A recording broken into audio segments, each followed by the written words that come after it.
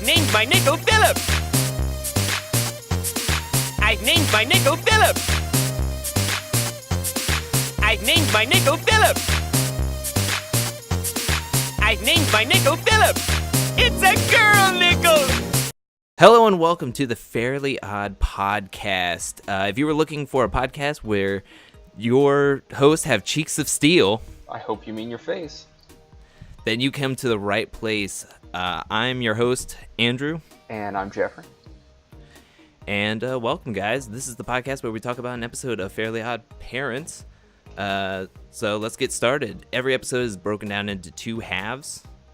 And let's go into part one, or part A, episode one, part A, whatever we're going to call it. Episode one. Yeah.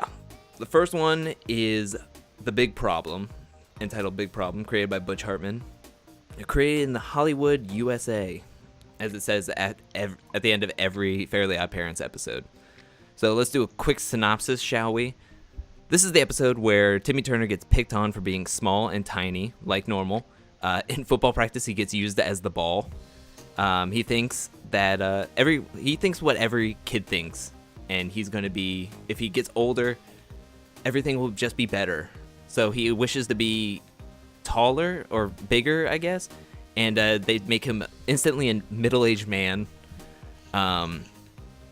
He does adult stuff and finds out it's not as fun as it's all cracked up to be, and then he wants to be turned back into a kid. Can't do it because fairies only grant wishes to kids, and then he has to do a temper tantrum in a prison cell to finally be turned back into a kid, and life is back to normal until part B of that episode.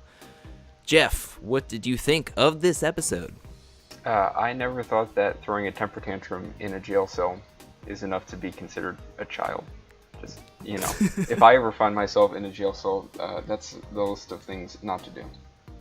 So, I thought that was interesting. That was an interesting workaround to the problem at hand. Yeah, I thought that was a little weird too. Like, instantly, if you threw a temper tantrum, you're a kid. You're just always a kid. So, I don't know. That one was weird. I feel like I have a newfound respect for this episode now that I am adult and, like, having to adult every day. Timmy didn't have to go to a weird job that he doesn't like and make money doing it. So I thought he lost out on that experience. But I don't know. I like his list of things as an adult would be. He wanted to help an old lady across the street. He wanted to drive, and then he wanted to pick on high school boys picking on little kids. Like, that's what he was like. If I'm an adult, I could do whatever I want. Just one notch up on the totem pole. Yeah, right. I wanted to say that as an adult, I never wanted to pick on any high school kids or anything to that nature. So that one slipped away from me. And helping old ladies across the street. Like, I didn't. You don't have to be an adult to do that, though. Like, don't Boy Scouts do that? I don't know. I don't know what I was never in the Boy Scouts. Do Boy Scouts do that? I don't know. Cub Scouts? Maybe. With adult supervision, I guess. And really, who's helping who across the street? If you're a little kid and you have to help an old lady across the street, like, I don't know. It seems like it's just like they're codependent on each other. Well, hey, if one dies, they both die, I guess. I guess so. That's dark. I wanted to bring up a query. Wouldn't you have freaked out if at the beginning of being turned into a middle-aged man, which basically, can I just say, this is just the episode of Big, that movie with Tom Hanks. Mm-hmm. This is just that, except minus the box with the weird genie in it. Yeah.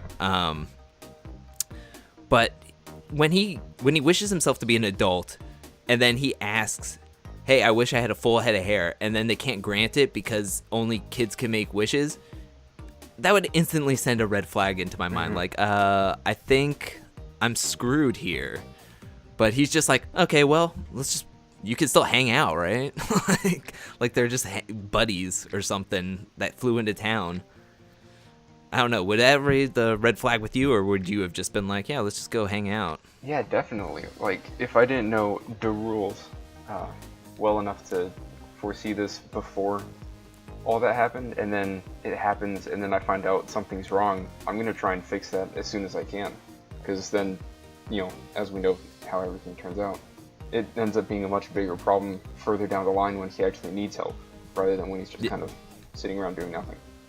Yeah, exactly. In this episode, we get introduced to Icky Vicky, or just Vicky. Can I just say, she's a strong, independent woman, because she kicks Timmy Turner's adult butt twice in this. And also, she has a whistle at all times. That's what I got out of this episode. Be prepared. But yeah, I mean, I thought this was an interesting episode. I think for the first episode, it really hits you as a kid, where it's like every kid just wants to grow up. And I think Butch Hartman's living his dream by creating these cartoons for a living, yet he was like, hey, kids, it's not great. Also, I wanted to bring it up.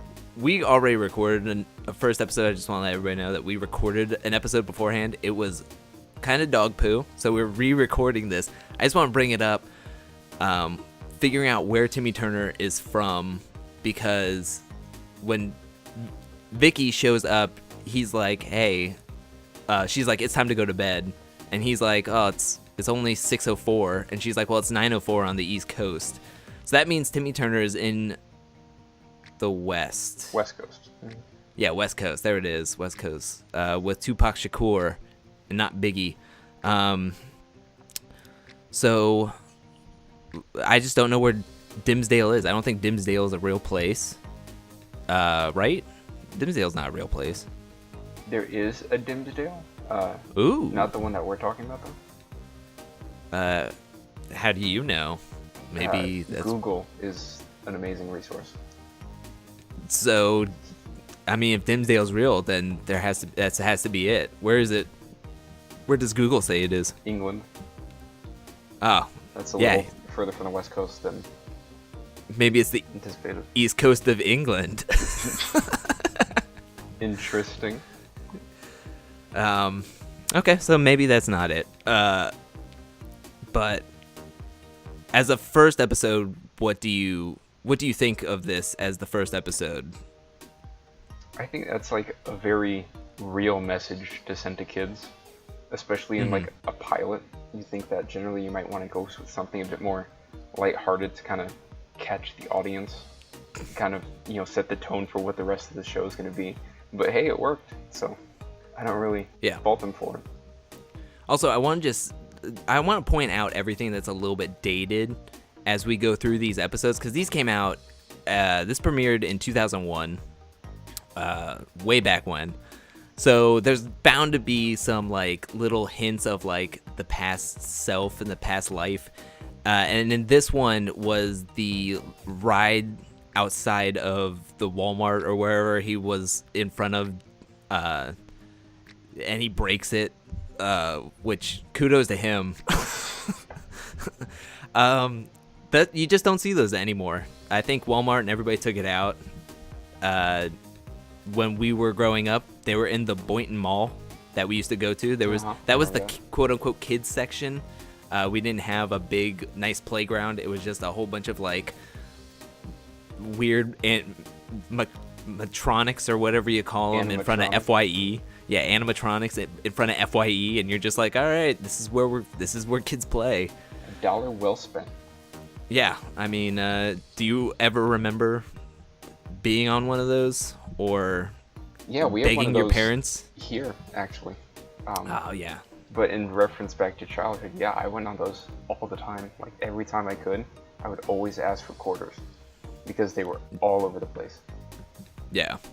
Especially in front of Walmart. If you had to go, it was like Walmart has them in front of, like Walmart always had them near the side entrances, and then they also had those like pools and then those like gym sets or whatever, and you're just like, this is my childhood. This is heaven right here, this side of Walmart.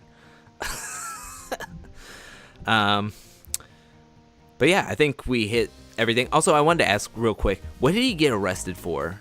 Because I don't know why he got arrested. Oh, that's a good question.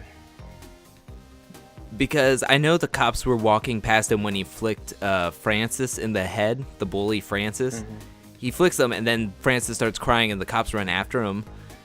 But was that after that, was it aggravated assault of a minor? It I sounds don't- a lot I worse don't- when you say it like that. yeah, that's really harsh. But that's like in the half of the episode. So then it's like other stuff happens, and then why is he getting arrested? The cop, I remember, like picks him up and goes, "Man, you're creepy," and then just takes him off. I was like, is that a crime? Is creep a crime?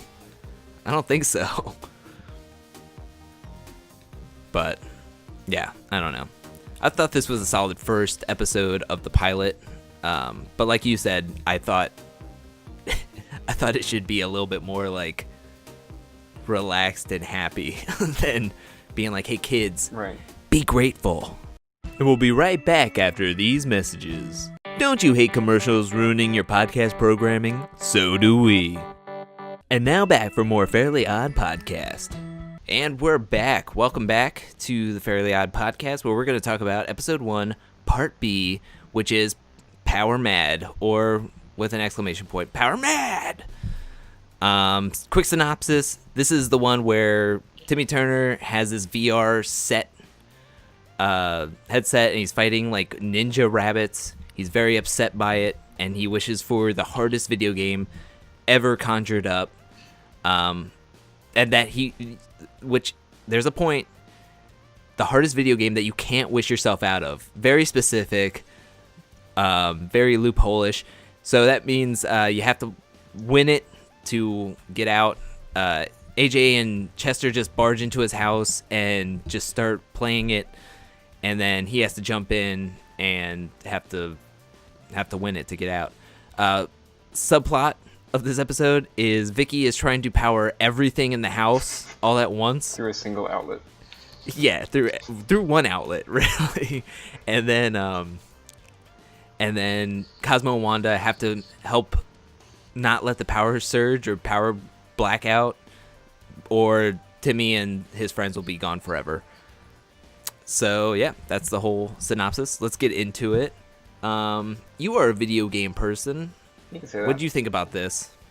I think it was ahead of its time. I mean, VR has been a dream of early 2000s for a long time. Now it's more of a reality, but way back then everybody was wishing that VR could be a thing, and they kind of grabbed the bull by the horns with that and just went with it, and it worked. Yeah, I was gonna say that too. This is like would work now. It's just Right? like, oh, put it on. Except it wouldn't have this like big bulky helmet. It was just, hey, put your cell phone in front of your face, Half an inch really in front close. of your face, yeah. If I just knew that was how immersive I had to be, I would be putting my face in front of, an inch from the TV. Been doing that for years. Which, yeah, it's really funny to think about. It's like, growing up, everybody was like, hey, don't get too close to the TV or you'll go blind. And now that's all VR is putting your screen so close to your face. Yeah, I thought this was a good episode. I liked the subplot better than the actual plot of playing the video game, just because I'm not a very big video game person. Right. I'm more of a TV person. Mm-hmm. So I loved all the references that they jam-packed into this episode. So in the beginning of the episode, they reference The Matrix really quick, with the carrots being thrown at Timmy, and then he which shout out to Breaking the Rules video game, because that's exactly the same graphics that they used in that video in the beginning of that. Which, when did The Matrix come out? Like 2000? I want to say early 2000s, I think. So that was a very timely reference that they made, because that movie was huge back then. Was it a reference or was that theft? I believe it was a reference, because the carrots were thrown, and then Timmy did the whole "Ah," and he bent back and had them all flying in 3D with the same rippling like the bullets did. The Matrix came out in March of '99. 99. I forgot. It's older than I thought. So yeah, it was definitely a reference. If it was 2 years. There was also a reference to Lucy. I Love Lucy. Seinfeld. I think Oprah. I don't know if it was Oprah or like Jerry Springer or something, but it was the commercial that they made with Cosmo where he married his car and his kids now get 17 miles to the gallon. Yeah, that's all the references I understood. Even today, that's all I could understand. That's a good amount. Would you have gone into the video game, by the way? Knowing that you can't wish yourself out of it, no. That's crazy. Also, like, I wanted to ask you a question, because you had a lot of video games. If I were to walk by your house and you bought a new video game, would your house surge with power? No. Because that's their references with AJ and Chester when they're walking. They're just walking past Timmy's house, and they're just like, hey, Timmy's power went out. He must got a new video game. And then they just barge in, and then I was like, is that a real thing? My Wii never did that. At least I hope not. That's how apt I was at video games. I said my Wii. That's right. My first console was a GameCube. I had Sonic Battle Adventure 2 was the first video game I ever bought. It's quite a memory. Well, it was actually around the 4th grade. I actually got my first console. But I remember my mom was like, "Hey, you should get a video game console," cuz I never asked for anything. So she was like, "You should go get a video game console." So I remember my grandma taking me to Target to pick it out, and my mom thought I was going to get like a PS2 or an Xbox, and I instantly remembered Sonic because I used to play my sister's Sega all the time, and she had a Sonic game.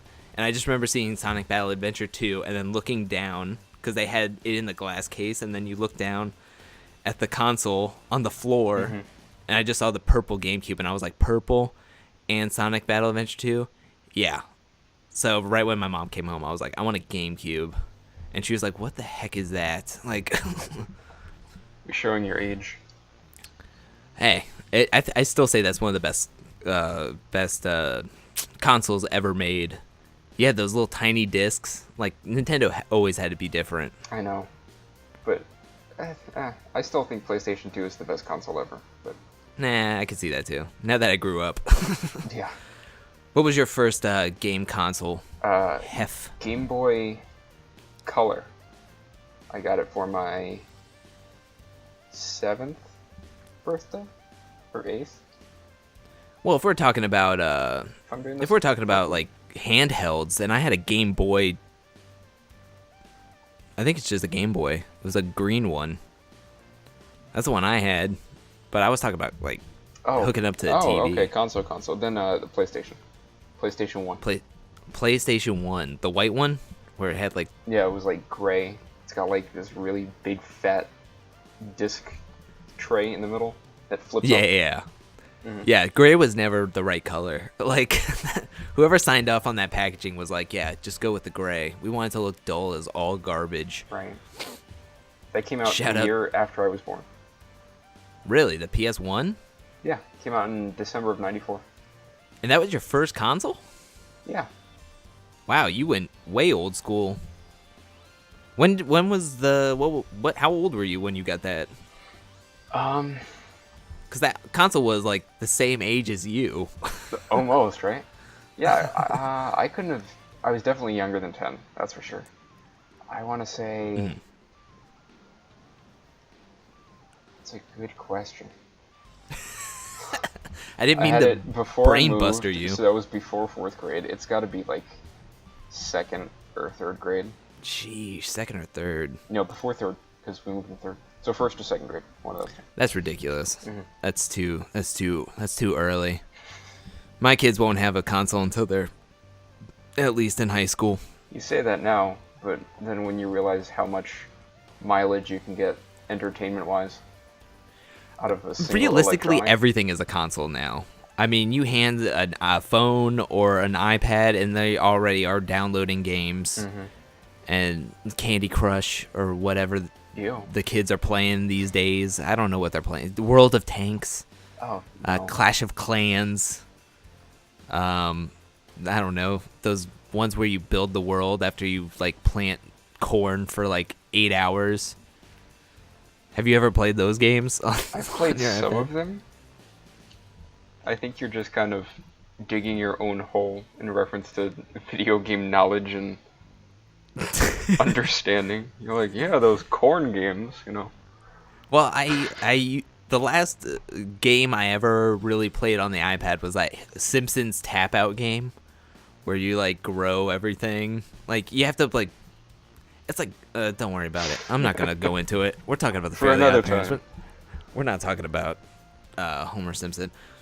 Do you think, I have one more question. Do you think this was an episode where the people who made the new Jumanji movie was like, this is what we need to do with Jumanji? We got to make them an immersive game where they can't wish themselves out of. That makes me sad that they took that route with Jumanji. Just as a quick side note, I saw the original Jumanji. I thought that was a great movie. This new one I didn't even want to bother with. But yeah, it is very similar in terms of plot, I guess. Well, like the whole 3 lives and everything. Except they don't, Timmy and his friends did not turn to Dwayne The Rock Johnson or Kevin Hart. No. They remain or Jack Black. average white kids. Except AJ. Yeah, I was about to say, not AJ. Yeah. Well, Jeff, this has been a fun episode. I think we need to put the credits up now. Join us next week for episode 2 of season 1. I'll learn those titles and say them next week or next time. So, Jeff, have you have any parting words? Fun fact, when you go back and watch these old episodes, Cosmo's voice is insanely deep when compared to some of the fresher stuff. Yeah, I actually watch a lot of Butch Hartman's YouTube channel because of this, and he draws them, and he'll tell stories as he draws them.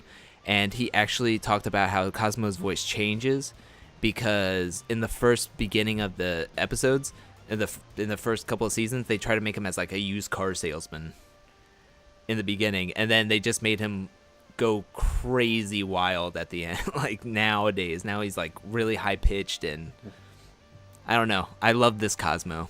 I want him to be a car salesman forever. All right, but I can get behind that. All right. Well, I took your final words. Do you want to say another final words? If you find a nickel, name it Philip, even if it's a girl nickel. Wow, that will be a great segue to our next episode. There you go. So join us next week where we will find out, spoilers, Philip the Nickel. I've named my nickel Philip. I've named my nickel Philip. I've named my nickel Philip. I've named my nickel Philip. I've named my nickel Philip. It's a girl!